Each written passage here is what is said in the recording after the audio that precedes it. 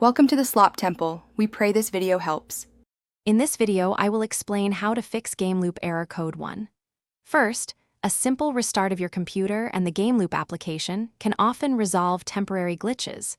Next, confirm your internet connection is stable. A poor connection can cause various errors. Also, always ensure GameLoop is running its most current version, as updates frequently include bug fixes. Finally, double-check that your system meets the minimum specifications for GameLoop to function correctly. Moving on, outdated graphics drivers are a common culprit.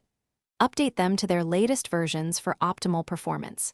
Sometimes, your antivirus or firewall might interfere.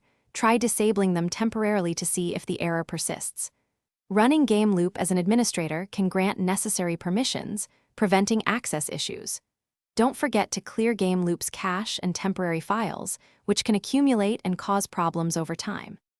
For more persistent issues, a complete reinstallation of GameLoop can often resolve deeply rooted problems by removing corrupted files. It's also crucial to check for and install any pending system updates, as these can improve overall stability.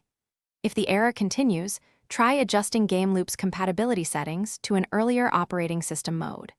Finally, ensure you have ample disk space, ideally at least 10 gigabytes, for smooth operation. If the error persists, performing a clean boot can help identify any software conflicts causing the issue. You can also use a command prompt to check for and repair corrupted system files, which might be contributing to the problem. If all else fails, reaching out to GameLoop's official support team is highly recommended. They can offer personalized assistance.